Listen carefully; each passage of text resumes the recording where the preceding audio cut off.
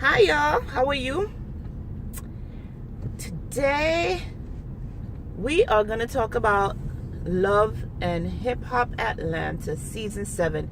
I hope you don't mind if I talk to you or we talk while I'm driving.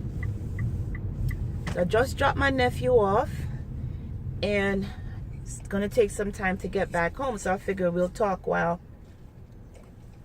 I drive. So we're going to talk about episode 1 and 2 of season 7. So if you remember, in season 6, the major story that we left off with was the question of whether Kirk was the father of Jasmine's baby. So that's the main reason I tuned in to episode 1, because I was hoping they would reveal it. So just let's go back a little bit as far as the episode is starting.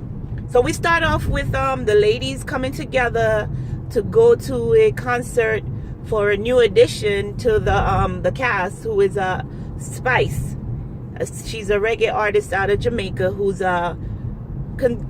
thinking about relocating to Atlanta. So they start out with the ladies. Everybody's looking nice, having fun at the party.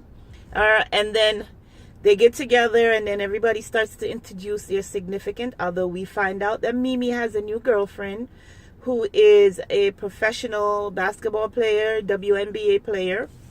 We find out that Sierra is now divorced from Shooter and maybe dating someone else, which is really, I'm happy for her. And we see that Dime is getting prepared for her wedding. So Dime is not drinking at the party, and they ask her, "Why? How come you're not drinking?" And she's telling them that she's just getting ready to fit into her wedding dress. We all know that there's more to it than that. So okay, so we leave that scene, and now I think we go over to where we see either Erica arriving in Atlanta. If you guys know, Erica is from Love and Hip Hop New York, and she was also Bow Wow's girlfriend, and things didn't work out. But you see her, the scene started out with her pulling up in a private jet, and you know that's a dig to Bow. If you guys have been looking at celebrity news, you know there was an issue where Bow Wow was on an airplane and some stuff went off. I forgot, but I know that was a dig to him. And she's here to make music. She is hooking up with a new producer to try and make music. Now, I don't know, Erica, I really think that you should try acting instead of singing, girl, because you do a better job at acting than singing. From the clips that I've seen, from the little performances that you've put on Love and Hip Hop, you'd be a better actress than a singer. So that's just my opinion. And then now we go over to Kirk waking up in bed alone, and come to find out that him and Rasheeda are separated. I'm sorry guys if you see a little shaking with the cameras, because I'm driving in New York. There's a lot of potholes and you just can't avoid it. So that's just what it is. So yeah, back to Kirk. We see Kirk waking up alone in his house, in his apartment or house, and he's saying how much he misses Rasheeda and wants to be back home. And then we go to another scene where we see Kirk and Stevie and young Jock, 2 other guys in a boat. Come to find out now, instead of living in a treehouse, Jock is now living on a boat. Jock don't seem to like to have permanent addresses. He just moves around, and then go ahead, guy. He moves around to wherever he can. Maybe he don't want to be found, so he don't keep a permanent address. But then they ask Kirk whether he did the DNA test and if he is indeed the father of Jasmine's son. And he tells them, yeah, he is. I'm waiting for somebody to park. It's a one-way street. And I feel that he should have found a way to avoid the question until he tells Rasheeda, because he's telling the guys before he tells Rasheeda. And you could see how hurt these guys were because I know there is a level of respect for Rasheeda from all of them. And I know young Jock has a special place in his heart for Rasheeda. And the fact that, you know, he is the father of the child is kind of disappointing to them. So, okay, I don't remember scene for scene, but I know throughout the whole first episode, now Kirk finds a way. He waited for Rasheeda at home in order to tell her that he is the father of the child. And honestly, when he told her, my heart broke for her, because I could see the hurt all over his face. And if any of us ladies have ever been in a relationship where, you know, you had anything like that happen to you, you instantly feel the pain that she was feeling. So I just feel bad for Rasheeda. Now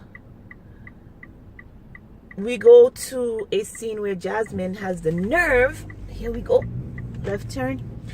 Jasmine has the nerve to walk into Rasheeda's boutique and ask to speak to her. Like, girl, what are you doing?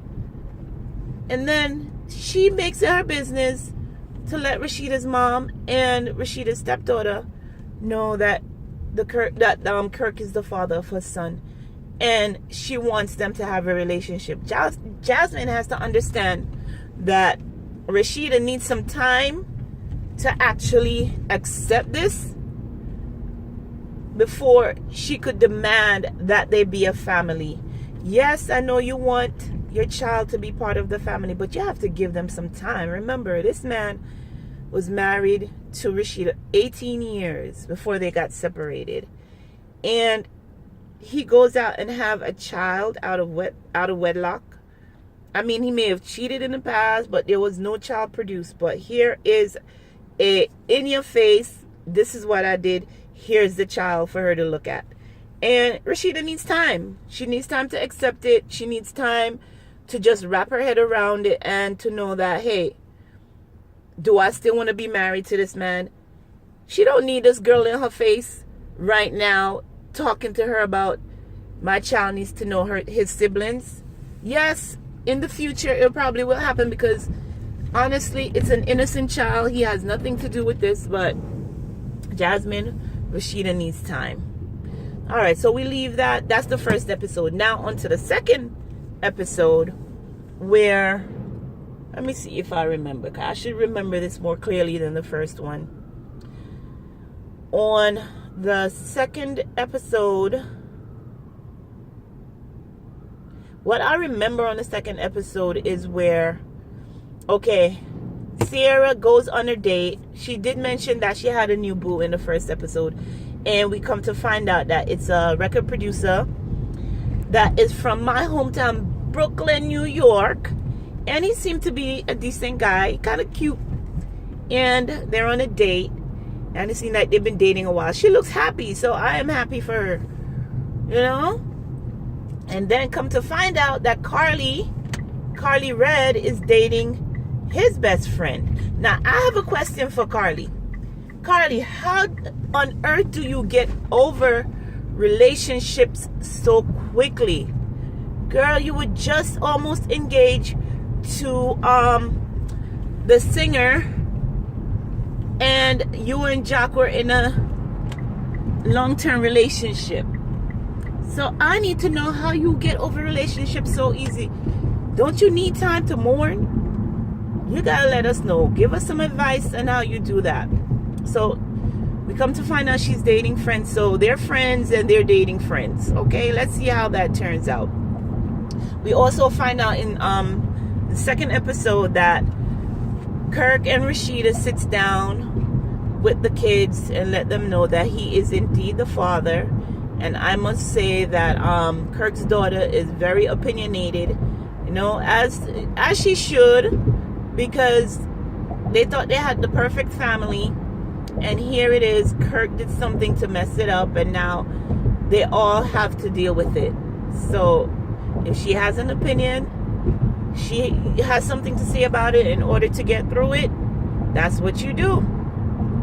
Jasmine also has a scene with her mom and grandma talking about she don't understand how Kirk is not wanting to see the child. He's only dealing with her through the attorneys, making sure that he does what he has to do financially for this child, but she wants more out of it. And from watching the scene, it seems like Jasmine's mom is trying to make it seem like if Rasheeda isn't wanting Kirk to have a relationship with the child, which that's not the case. But the season just started. We're just in episode 2, so we'll see how things turn out. I mean, oh, how could I forget about Tommy? Tommy and her family from the first episode. You know, I like Tommy. I see that Tommy is a hustler. She makes sure that she takes care of her family. And I think she feels obligated to take care of them, which I don't think she should.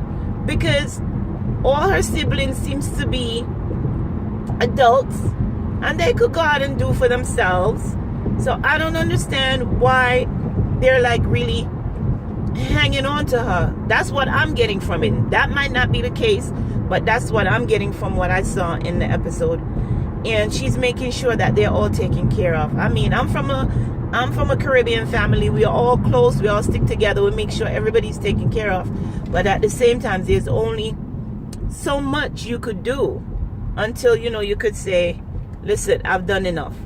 And she's telling them in the episode 1 that, listen, you guys have to step up and try and help me out a little bit more, which I don't think there's anything wrong with that. But you know what, Tommy, do you.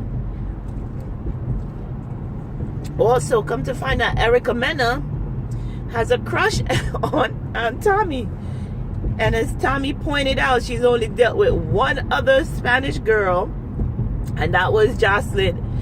And she was crazy as hell. So she is not into that anymore. But she tell Erica Mena, listen, we could make money together, but as far as a relationship or anything like that, no, I am not interested. She's like, I like dudes. So let's see what happens. I don't know if Erica's going to push herself upon her, because as we all know, Erica Mena is bisexual. So I don't know if she'll get Tommy to break or whatever. But as of now, Tommy is not interested. Just make your money, girl. Take care of your kids and help out your family if you can. So I think that's where we are so far in the season. 2 episodes in. I think it's going to be an interesting season. We have a lot of different storylines to keep us busy. And I'm actually looking forward to this season of Love and Hip Hop Atlanta. So I'm gonna leave this here until next time. After episode 3, we'll come back and talk about it more in detail as the season unfolds. So guys, take care of yourselves and your family, and I will see you in the next video. Okay, take care. Bye.